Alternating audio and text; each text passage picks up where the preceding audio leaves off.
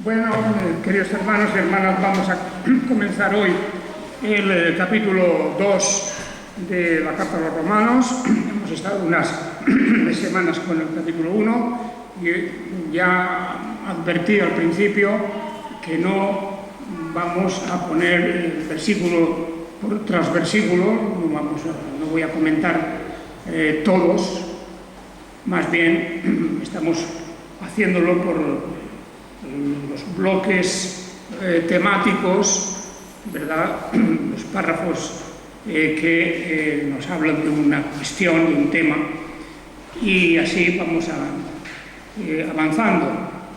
Eso no quiere decir que si hay un texto, un versículo, en el que alguno de vosotros tiene un especial interés en conocer algo más sobre su significado, y yo no lo he tocado mucho, o casi nada, o nada, incluso, pues siempre podéis preguntar, siempre podemos hablar sobre ese versículo en concreto.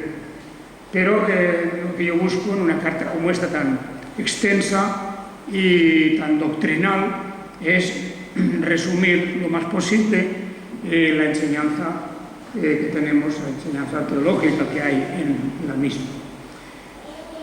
Precisamente el capítulo 2 nos introduce ya en una cuestión fundamental, que es la cuestión de la relación que hay entre la salvación o condenación y las obras o la conducta de la persona.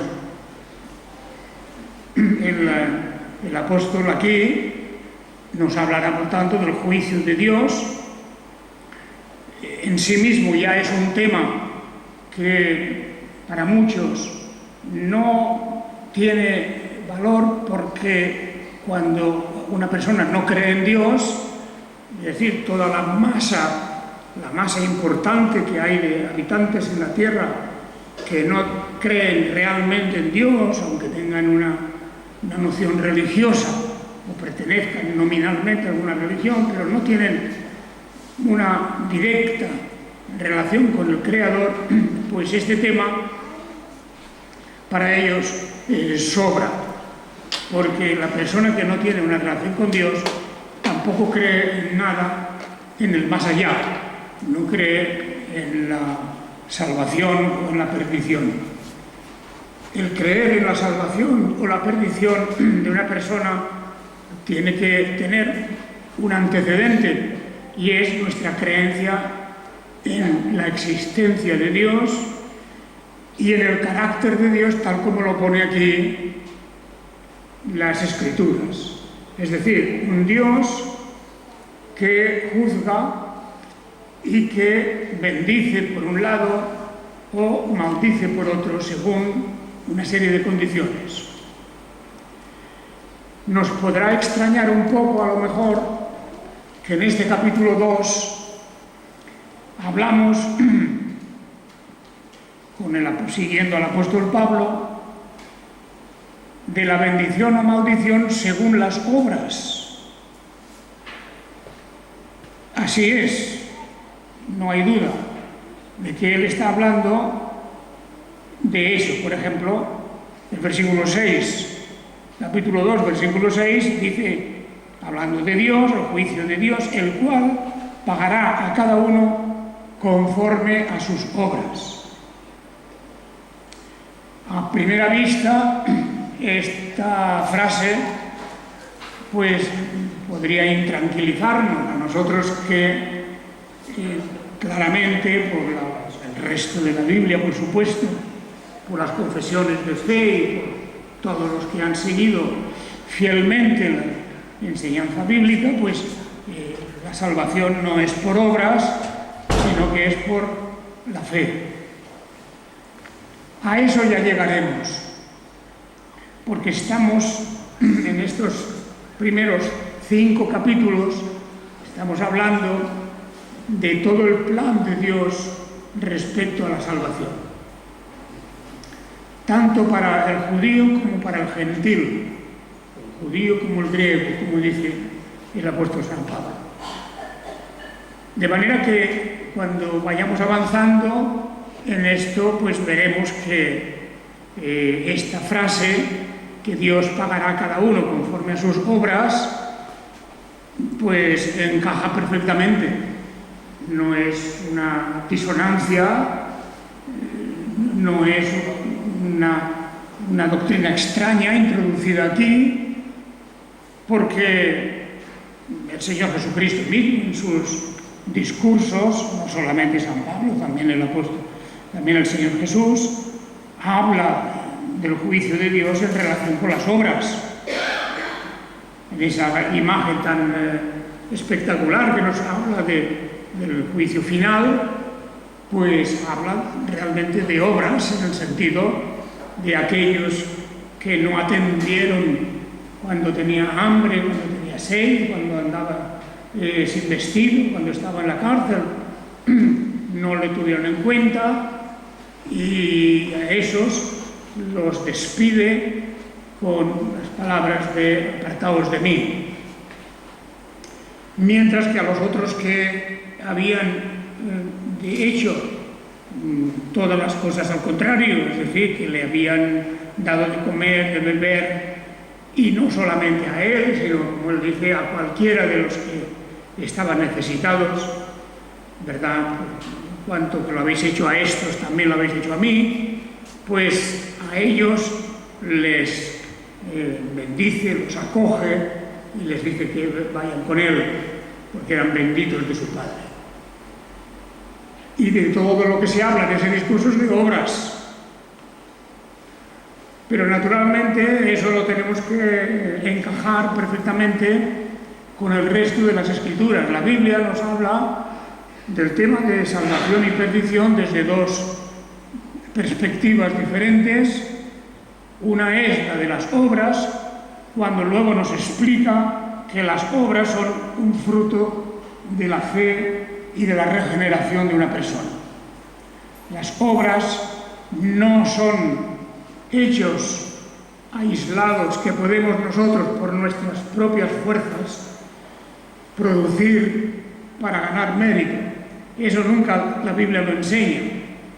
Habla de las obras, habla de la buena conducta, sí, pero se presupone, aunque no lo haya dicho antes, se presupone que eso es un fruto de la gracia de Dios, de la fe, de la regeneración de la persona, es decir, en definitiva, del arrepentimiento y de todo lo que significa una vida nueva que ha sido producida por la obra del Espíritu Santo.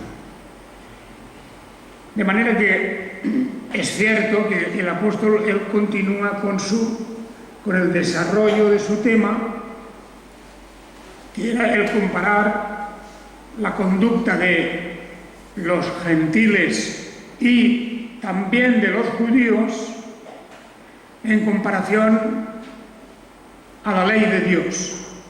Él está hablando de eso y hemos visto ya en el primer capítulo cómo se habla de la ira de Dios que se manifiesta desde el cielo contra toda impiedad e injusticia. Y por otro lado, también en el mismo capítulo 1, pues habla como de los que, por el contrario, pues aman las cosas de Dios. Es cierto que casi en el capítulo 1 solo tenemos, digamos, ese texto del versículo 16, no me avergüenzo del Evangelio porque es poder de Dios para salvación a todo el que cree. No dice a todo el que hace buenas obras, dice a todo el que cree, judío primeramente y también al griego, porque en el Evangelio está siendo revelada una justicia divina de fe a fe, como está escrito, el justo vivirá a base de fe. De manera que ya en el capítulo 1 ha quedado claro esto, pero por si acaso hay que señalar que ahora en el capítulo 2 se dedica a analizar las consecuencias del bien obrar y del mal obrar, porque indudablemente la fe es invisible. La fe es invisible. ¿Cómo puedo saber yo que alguien que está a mi lado tiene fe real? Eso solamente está permitido al discernimiento del Espíritu de Dios. Solamente Dios conoce nuestra situación espiritual. La fe se ha de manifestar y se manifiesta a través de las obras, indudablemente. Y aún así, tengamos en cuenta que nosotros, los seres humanos, que vemos la parte exterior de las obras, nunca podemos analizar verdaderamente con perfección los motivos, las razones que hay detrás de las buenas obras. Cuando una persona realiza una buena obra, de hecho nosotros solo vemos el exterior de la buena obra. Todos hemos visto o leído novelas o historias reales, o hemos visto en películas, grandes criminales, por ejemplo, por citar algunos de los más famosos de la mafia en Italia, que vienen a ser también realmente de las personas más generosas para hacer buenas obras. Hay muchas de estas personas que son verdaderos delincuentes y criminales que sin embargo tienen a bien hacer buenas obras, dar mucho dinero a obras de caridad a la Iglesia, normalmente la Iglesia Católica, pero también a hospitales y a otras muy buenas obras. Y luego, al día siguiente, pueden estar pues, en sus asuntos, en sus negocios, y que puede incluir incluso la orden de matar a una persona. De manera que las buenas obras en sí mismas no nos dicen todo del carácter de una persona. No nos lo dicen todo. Muchas veces coinciden en una persona que verdaderamente es persona creyente y al mismo tiempo generosa. O simplemente que la persona en la que vemos un carácter normal y que, por otro lado, cumple externamente con buenas obras de todo tipo. De manera que es un tema que en sí mismo lo hemos de mirar siempre en el orden bíblico. Eso viene más adelante, en los capítulos siguientes, cuando el apóstol, después de dejar completamente claro que no hay nadie que haga el bien,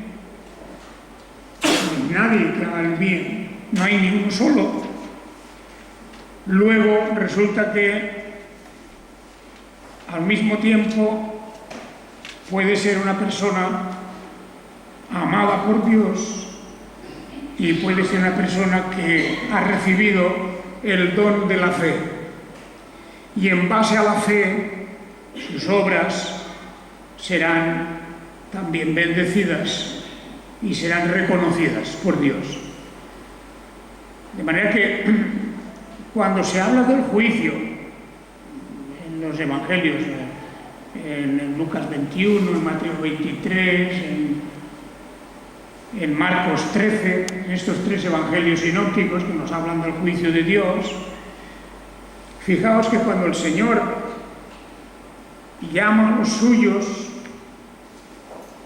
no habla de la fe, no dice benditos porque habéis creído en mí,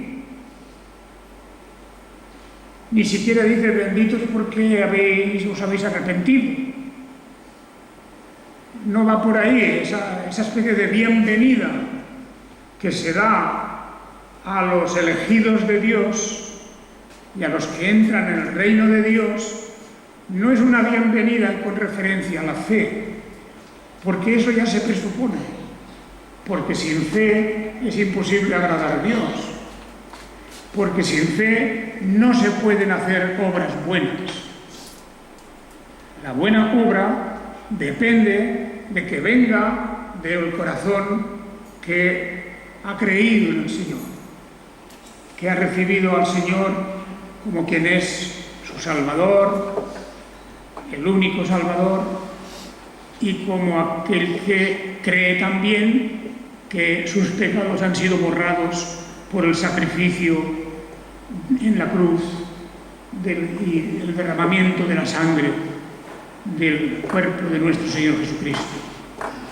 Todo eso, en esa bienvenida que hay en el juicio final, se presupone, porque de otro modo no podrían estar allí, puestos a la derecha del que juzga y del único que puede dar entrada o no a los que están en su presencia.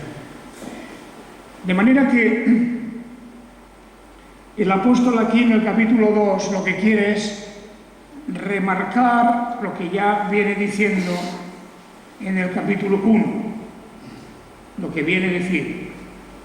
Primero, que no se avergüenza del Evangelio. El Evangelio es el camino de la salvación, pero luego lo que hemos visto es que la ira de Dios está siendo manifestada desde el cielo contra toda impiedad e injusticia de los hombres que detienen con injusticia la verdad. Y resulta que cuando dice que los hombres, los seres humanos, por supuesto, resulta que está hablando tanto de gentiles como de judíos. Esta es la realidad de unos y de otros, de judíos y de gentiles, por cuanto todos han pecado y todos están destituidos de la gloria de Dios. Así que este capítulo empieza aquí, como vemos, con este análisis que continúa de las cosas que ha dicho en concreto, los que cambiaron la verdad de Dios en mentira y reverenciaron y sirvieron a la criatura antes que al Creador, el que es bendito por los siglos. Amén. ¿De quién habla? Habla de todos, habla de judíos y de gentiles. Hemos leído hace unos momentos en el profeta Jeremías. Y nos encontramos ahí a la tribu de Judá, a la gente de Jerusalén principalmente, y otros que abiertamente le dicen a Jeremías: no te vamos a obedecer en cuanto al recado que nos traes. Estamos en Jeremías 44, ¿verdad? El aviso que nos traes de parte de Dios, que sepas que no te vamos a obedecer. De manera que ya con todo descaro, abiertamente, se niegan a obedecer, se niegan a detener el culto idolátrico a divinidades extrañas, de quemar incienso a esas divinidades y hacer todos los ritos, etc. Y dicen además claramente: es que nosotros, nuestros padres ya lo hacían, y en fin, todo el mundo lo hace y nosotros no queremos saber nada contigo. Eso lo está diciendo el pueblo de Judá. Naturalmente, muy poco tiempo después de esto viene la catástrofe y Nabucodonosor entra a saco en la ciudad de Jerusalén, la destruye, la quema, derruye el templo también, etcétera, todo eso que ya conocemos. Lo estaba diciendo de los judíos y también naturalmente de los gentiles. Cambiaron la verdad de Dios en mentira y reverenciaron y sirvieron a la criatura antes que al Creador, el cual es bendito por los siglos. Amén. Bien, así que llega a la conclusión de que en el capítulo 2 que hay un juicio divino que está fundamentado en la realidad y en la verdad de las cosas. Dios no manipula la realidad de ningún modo. Es el juez justo y a cada uno según sus obras. porque ya insisto que la obra es la consecuencia de el tener o no tener fe.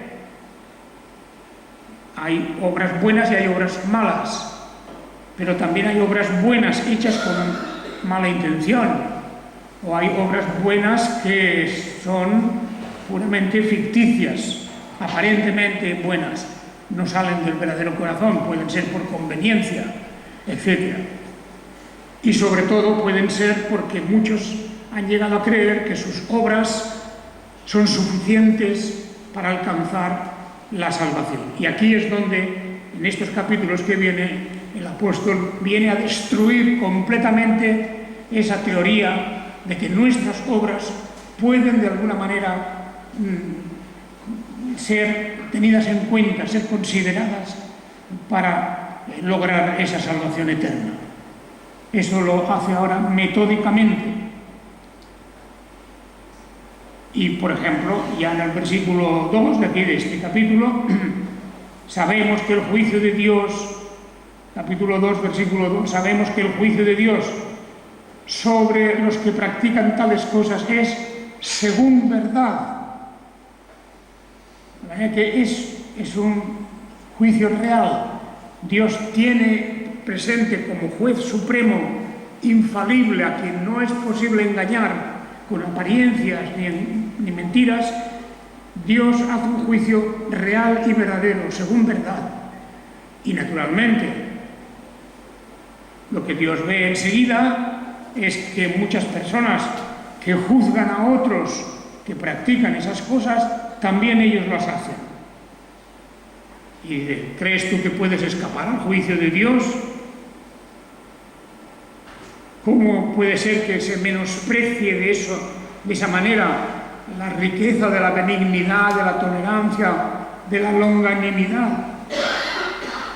Es decir, que Dios nos da tiempo, Dios nos da medios, nos da formas de que podamos encontrar el buen camino para que no practiquemos aquellas cosas que vemos en otros y condenamos en otros.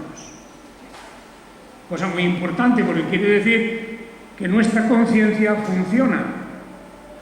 Es decir, que el discernir lo que es bueno y lo que es malo es una parte de nuestra personalidad que funciona bastante bien.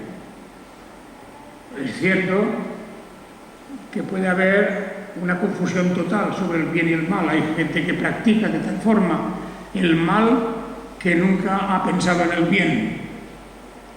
Y eso son tal vez no los casos más abundantes, de ningún modo, pero la conciencia funciona.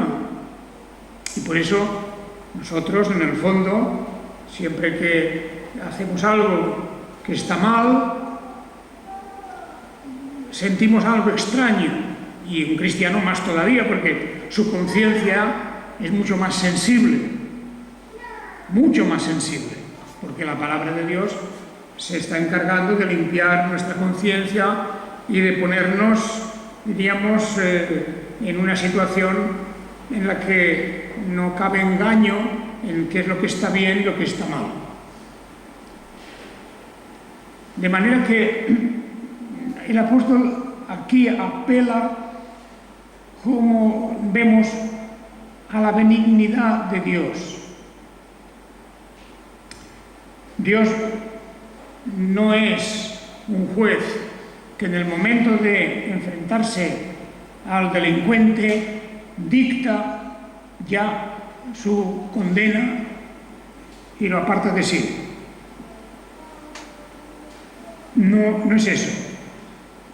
Lo que hace Dios, de acuerdo con esto que estamos leyendo, es que hay una benignidad, hay una tolerancia.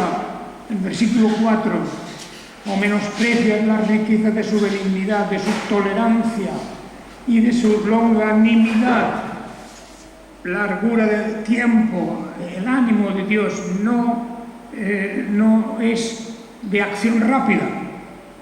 Normalmente hay juicios divinos en la Biblia que sí que son ciertamente de acción rápida, pero acordémonos de casos de la paciencia de Dios, incluso de Sodoma y Gomorra, y de Nínive y de otros lugares, y de muchos de los juicios divinos que se posponen, o Dios pone de alguna manera, Él mismo busca una forma de alargar en el tiempo, porque Dios es tolerante en el sentido de que no descarga su golpe de inmediato. No, tolerante no quiere decir que acoja el mal y lo apruebe. Quiere decir que su juicio no se descarga de inmediato. Da tiempo. Dios da tiempo. Avisa. Nos da su palabra, por supuesto. Nos da las experiencias que vemos en otros casos. Y para que aprendamos y tengamos en cuenta que Dios es, como dice aquí, benigno. Porque esa benignidad es una forma en que Dios puede también guiarnos al arrepentimiento. Y lo que importa de la mala obra es que al final haya arrepentimiento. El arrepentimiento es la cualidad indispensable para que quede borrada nuestra responsabilidad ante Dios. De manera que ahí tenemos este planteamiento que Dios hace con respecto a sus juicios. No son juicios sumarísimos del momento, del instante en que ocurre el mal, sino que hay tolerancia, hay tiempo, hay paciencia, hay largura de ánimo, benignidad. Todo eso lo encontramos también en relación con los juicios divinos. Pero, como dice el versículo 5, según tu dureza y tu corazón no arrepentido, atesoras para ti mismo ira para el día de la ira y de la revelación del justo juicio de Dios. El versículo 5 nos está advirtiendo de otra cosa, que es que al final llega. Al final el juicio de Dios llega. Y dice, tú si menosprecias la riqueza de la benignidad divina, que sepas que viene un juicio también más adelante. Y atesoras, o sea, acumulas para ti mismo y para el día de la ira, esa misma ira, cuando Dios revele su justo juicio, entonces, como dice el versículo 6, pagará a cada uno conforme a sus obras. Y entonces ahí está la cuestión, ¿verdad? Es una preparación del terreno. El apóstol San Pablo está diciendo, ojo, que la relación entre nosotros y Dios va por este camino. Este es el camino, ese es el cauce por donde discurre. Hay un Dios justo, al cual no podemos engañar, de ningún modo. Y también que hay un día cuando Dios viene a pedir cuentas. Por tanto, antes de eso, tiene que haber arrepentimiento. Y tiene que haber fe en la obra de Jesucristo. Así que cada uno recibirá en cierto modo conforme a sus obras, porque como he dicho, las obras que se consideran buenas por Dios son un fruto y producto de la fe. Aún no lo ha dicho de una manera directa, pero ya sabemos que tiene que ser así. Ya lo que tiene que ser así, puesto que se nos habla del poder de Dios para salvación a todo el que cree. A todo el que cree. judío y también al griego, porque en el Evangelio está siendo revelada una justicia divina de fe a fe, como está escrito, el justo vivirá a base de fe, no a base de buenas obras, sino a base de fe. Muy bien, pues así estos versículos siguientes hablan de cómo hay vida eterna a los que, perseverando en hacer el bien, buscan gloria, honor e inmortalidad. Ahí tenemos una definición de esas condiciones dichas dentro de la variedad y la riqueza que tiene la Biblia de explicarnos cuál es el camino a la vida eterna. Los que perseveran en hacer el bien y buscan gloria, no gloria propia, no gloria para sí mismos, sino la gloria de Dios, por supuesto, ¿verdad? Y honor e inmortalidad. Y lo contrario, ira, enojo, los que por egoísmo desobedecen a la verdad y son persuadidos por la injusticia. Son palabras que vale siempre la pena pararse y meditarlas un poco. Fijaros esta expresión, los que son persuadidos por la injusticia. El mal nos convence primero, nos convence. Antes de realizar una mala obra, el pensamiento y conciencia quedan contaminados por el mal y nos persuaden, nos convencen de que no es tan malo, al fin y al cabo. En fin, esto lo ha hecho mucha gente. Y esto, naturalmente, es una trampa en la que es fácil caer. Son persuadidos por la injusticia.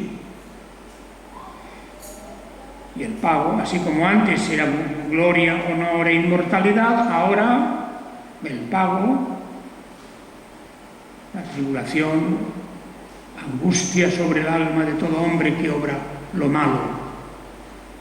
Judío primero y también griego. Pero gloria, honor y paz a todo el que obra lo bueno, al judío primeramente y también al griego, porque ante Dios no hay acepción de personas. Esta frase es interesante porque se usa varias veces en la Biblia y muchos evangélicos la interpretan mal. Por ejemplo, cuando hablamos de la elección, el decreto de predestinación se convierte en esa bendición que es la elección, como Dios elige a su pueblo y que no hay forma de estar dentro de su pueblo si no es por la elección, pues son muchos, claro, todos los que pertenecen a ese bloque del arminianismo y del medio arminianismo y del medio calvinismo y de todas esas combinaciones que se hacen por ahí, pues resulta que muchos hermanos y hermanas dicen: no, eso de que Dios nos elige, eso no. Dice: ¿por qué Él me elige a mí y no elige a otro? Dicen: porque Dios no hace acepción de personas. Dios no hace acepción de personas en cuanto a la elección. Dios elige sin dar explicaciones a quien quiere, pero no tiene nada que ver la frase de que Dios no hace acepción de personas con la elección en concreto. ¿A qué se refiere esto? La expresión acepción de personas es una expresión un poco especial que no se traduce aquí al pie de la letra en ninguna Biblia, se traduce porque no se puede poner, no la entenderíamos bien, pero tiene que ver algo con el rostro de la persona. Como si dijéramos: Dios no mira la cara de nadie o el aspecto de nadie en cuanto a su elección para algo. No tiene en cuenta la personalidad de algo. alguien, no tiene en cuenta si es rico, si es pobre, si es culto o si no lo es, si es, en fin, tiene unas habilidades o no las tiene. Dios no tiene en cuenta nada de eso. Es decir, Dios no hace acepción de personas, quiere decir que la elección de Dios o el favor de Dios no está hecho en base a lo que somos. No está hecho en base a lo que somos. Dios no elige a Saúl porque es grande y fuerte, rubio y gran luchador. En realidad no. Fue el pueblo también quien insistió para elegir a Saúl por su aspecto. Por su aspecto. Dios no elige haciendo esa acepción, esa distinción en las personas, por un aspecto que tenga, por una posición social, por una clase determinada que ocupe, etcétera, nada. Dios no hace eso. No hace eso. Ahora bien, cuando Él va a elegir para salvación, lo hace conforme a un criterio que no sabemos nosotros. Antes de que nacieran a Jacob y a Esaú, eligió al uno, aborreció al otro. Y aún no habían hecho ni bien ni mal, como dirá el apóstol San Pablo en esta misma carta. Cuando tratemos de la elección y de la predestinación más adelante, si Dios quiere, pues veremos que es un verdadero misterio. ¿Y quién le puede preguntar a Dios por qué lo haces así? Lo cierto es que Dios no hace acepción de personas, efectivamente. Si tiene que castigar y tiene que condenar al rey, lo hace. Y si es al humilde, también lo hace. Porque no va en relación a su posición en la vida. No tiene nada que ver. De manera que Dios no hace acepción de personas, en el sentido de que Él no juzga por lo que se ve, no juzga por la situación de la persona en el mundo social, en cualquier otro aspecto de la vida. Y por supuesto, no si es judío o si es griego, no en cuestión de razas, tampoco, porque la bendición de Dios no tiene en cuenta nada de lo que es intrínsecamente esa persona como individuo. Ha de ser la gracia divina, la misericordia de Dios y sobre todo la libertad y la independencia completa de Dios al hacer esto. Bien, ahí tenemos pues este principio del tema del juicio de Dios y en relación también con la conducta de las personas. Y al próximo día hablaremos más en concreto de lo que hacían los gentiles y lo que hacían los judíos, para que veamos que por muy judío que seas, no te sirve alegar que eres judío para librarte del juicio de Dios. Porque como veremos aquí, aún todavía tienen más culpa el que conociendo la ley de Dios, que incluso que enseña a otro, no se enseña a sí mismo. El que predica a otro, resulta que está haciendo él lo que está condenando en su predicación, etcétera, etcétera. Todo eso lo veremos para que nos demos cuenta como preparación de que el Evangelio es algo de gracia, totalmente de gracia. Ni obras, ni origen de la persona, ni condición de la persona en este mundo tienen nada que ver con el regalo de la salvación de Dios para todos nosotros. Que el Señor os bendiga.